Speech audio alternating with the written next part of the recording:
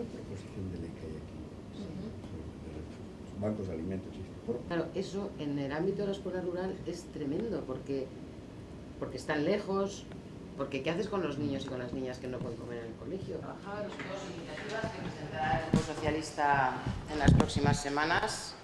Una es una proposición no de ley que, para que nos entendamos, pretende rescatar el Banco de Alimentos.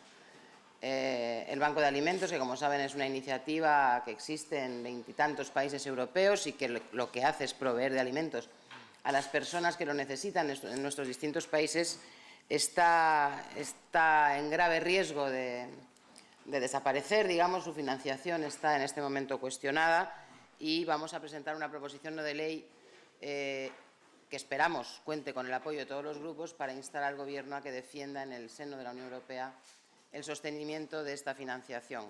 En realidad son 500 millones de euros nada más para atender a millones de personas que necesitan complemento en su alimentación, alimentación directa.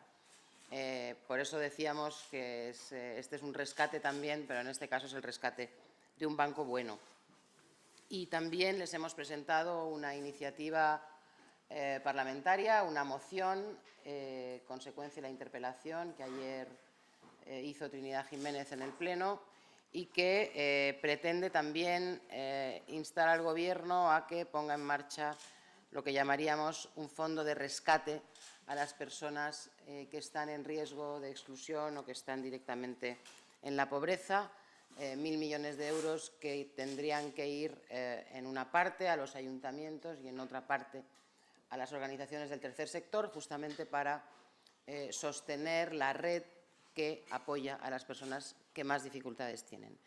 Les sugiero a todos ustedes que se acerquen a los informes y a la información que estas organizaciones y también Cáritas, con quien tuve ocasión de reunirme esta semana, toda la información que en este momento tienen y que es absolutamente alarmante sobre el vertiginoso empobrecimiento de capas y capas de la población española y la urgente necesidad de apoyar, digamos, en las terminales que al final son las que acogen y recogen a todas estas personas, actuar desde el punto de vista de la financiación y también de la solidaridad.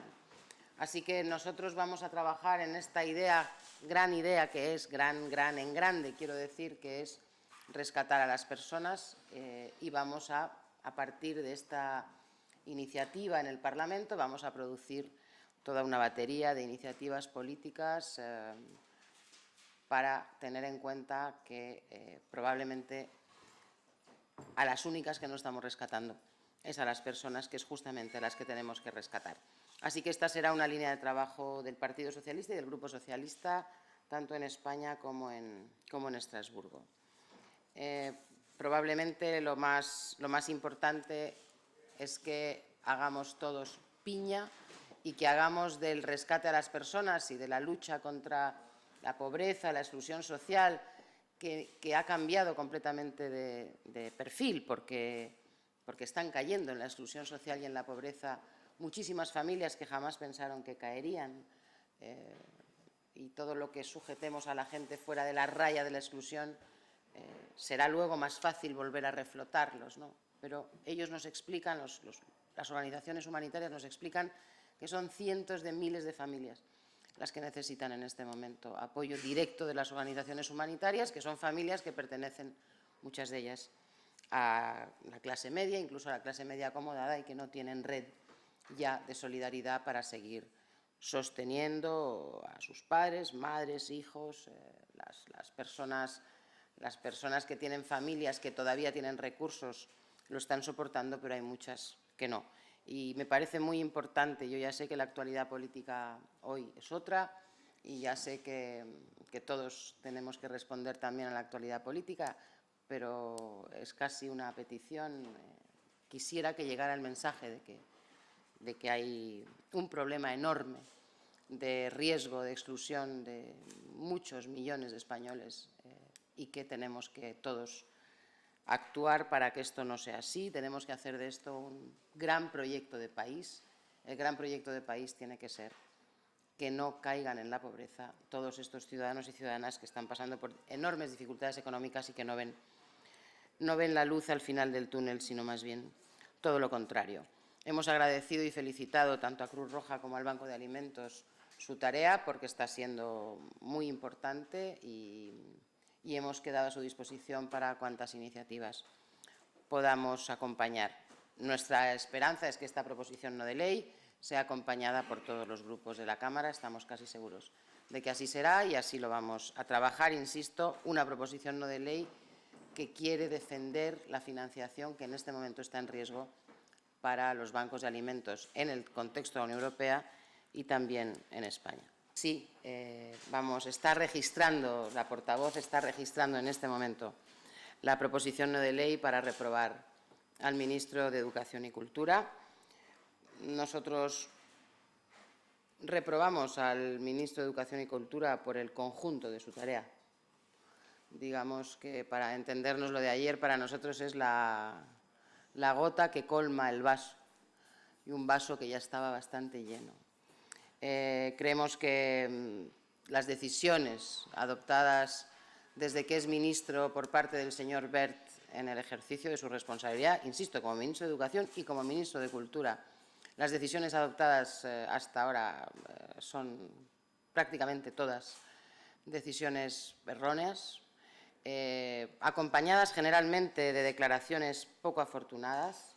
Desde luego, la de ayer es probablemente la más significativa, porque es una declaración provocadora, es una declaración desafortunada y, además, es una declaración anticonstitucional, las tres cosas, ¿no?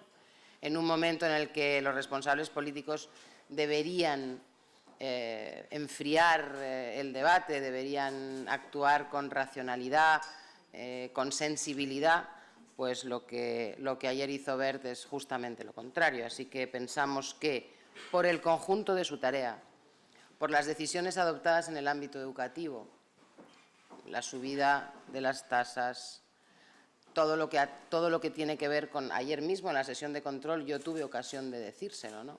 Es que el señor Wert ha hecho saltar por los aires el sistema educativo español tal y como lo conocíamos y lo defendíamos. Su decisión sobre la cultura, sobre la subida del IVA de la cultura y sus declaraciones que acompañaban esa subida del IVA. El señor Wert carece de la sensibilidad que un ministro de Educación y Cultura debe tener, según nuestro punto de vista. Y ha ido acumulando, y en la proposición no de ley lo podrán ustedes ver, ha ido acumulando decisiones y declaraciones completamente inadecuadas para un responsable político del nivel que tiene un ministro de Educación y Cultura. Probablemente, en un momento de crisis como este, en el que las personas, como les decía justo antes, están sufriendo mucho, lo que necesitan recibir de los responsables políticos, mucho más de los responsables del Gobierno, son respuestas cargadas de razón, de sensibilidad y de argumentos. Desde luego, no cargadas de ideología, no hechas con intención de remover un debate que en este momento necesita justo lo contrario. El problema de nuestro país, pues, desgraciadamente, es el problema que ayer mismo el Fondo Monetario Internacional ponía negro sobre blanco en un informe, ¿no? Este es el problema de nuestro país y, desde luego, no parece que el señor Wert haya entendido cuál es la función ni de un miembro del Gobierno, ni tampoco ha entendido la función de la educación, de la escuela en España, ¿no? La educación de la escuela en España no es adoctrinar en ningún sentido. En ningún sentido. La educación en España ha de hacerse o debe ser para formar en libertad a los niños y niñas de nuestro país, vivan donde vivan. Esa es la educación que en España hemos defendido siempre y ese es el modelo que el señor Wert está quebrando con sus decisiones y está empeorando con sus declaraciones. Decisiones y declaraciones que no ayudan nada y que muestran una falta total de sensibilidad con la situación que están viviendo los españoles.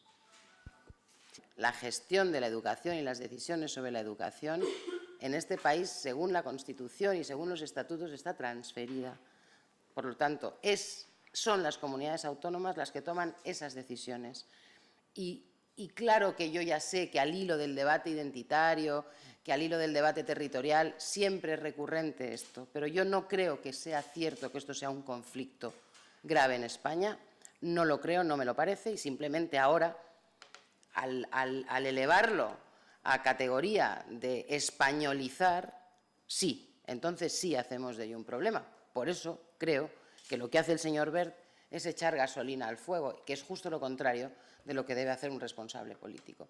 Los problemas que haya, abordémoslos, pero no generemos aún más problemas de los que en este momento puede estar habiendo en Cataluña. Y, desde luego, nosotros no vamos a favorecer de ninguna manera un debate que pretenda separar a Cataluña de España o que pretenda separar a España de Cataluña. No vamos a abundar nunca en ese debate porque nos parece un mal debate, muy mal debate. Acabamos de registrar la proposición no de ley, pero por supuesto vamos a tratar de que lo apoyen otros grupos de la Cámara. Bueno, esto del gesto ya lo he escuchado varias veces ya, pero es que la vida parlamentaria es así, el Parlamento es así, la democracia parlamentaria es así. Nosotros tenemos un instrumento que es la reprobación de un ministro que vamos a ejercitar y, bueno, pues si obtenemos el voto de la mayoría de la Cámara saldrá adelante y si no, no. Pero nosotros creemos que hay motivos más que suficientes para reprobar al señor Wert. E insisto, no reprobamos al señor Wert solo por lo que dijo ayer. Reprobamos al señor Wert por el conjunto de las decisiones y las declaraciones que ha ido produciendo desde que es ministro. Y consideramos que lo de ayer no es sino la gota que colma un vaso que ya estaba lleno. Y no creemos que con eso azucemos nada, simplemente consideramos que es un responsable político que no debe seguir en la responsabilidad que está por todo esto que le digo y no solo por la declaración que hizo ayer. Las en educación están bien definidas en los estatutos y, por lo tanto, no le corresponde al ministro y no le corresponde al Gobierno central producir ningún tipo de adoctrinamiento en ningún sentido de los alumnos de otras comunidades autónomas, de distintas comunidades autónomas, que creemos que no cumple con ese principio y por eso nos parece aún más grave. No solo nos parece que es desafortunado y que es provocador, sino que además creemos que no responde a lo que la Constitución y los estatutos de autonomía determinan en nuestro país. Y con respecto al informe del Fondo Monetario Internacional, pues dice lo que nosotros pensamos, y es que no podemos, ¿no? Que no podemos más, que no podemos, que así no podemos salir de esta crisis, que no podemos, que hemos reiterado nosotros desde el mes de mayo del año pasado, llevamos diciendo que hay que ampliar el calendario para el cumplimiento del objetivo de déficit. Lo hemos dicho por todas partes y el primero que lo dijo fue Rubalcaba y fue acusado de todo tipo de cosas, ¿no? Ahora ya lo ha dicho Christine Lagarde y espero que a ella no le acusen de todas aquellas cosas que acusaron a Rubalcaba, pero es evidente que no podemos cumplir y que no solo no podemos cumplir, sino que al incumplir estamos profundizando en la recesión y, por lo tanto, en el sufrimiento de la gente, para nada, sin perspectiva, etcétera. Y nosotros pensamos que con todos estos datos ya han pasado bastantes años, hay otros países que han pasado antes que nosotros y tampoco consiguen salir, entonces creemos que es el momento, ya hubiera sido el momento, pero ahora ya con el informe del Fondo Monetario Internacional es el momento de que el Gobierno plante cara en la Unión Europea y le diga al Gobierno alemán que no podemos, que así no vamos a poder, que las decisiones que se están tomando son erróneas, que no salimos de la crisis, que hacemos sufrir enormemente a la ciudadanía y que el efecto de todas esas decisiones son más crisis, más paro, más recesión, más incumplimiento del déficit e imposibilidad absoluta de pagar nuestra deuda. ¿Qué tiene que hacer el Gobierno? Pues, desde mi punto de vista, lo primero que tiene que hacer es decirle al Gobierno alemán que tiene que ampliar el calendario del cumplimiento en el objetivo de déficit.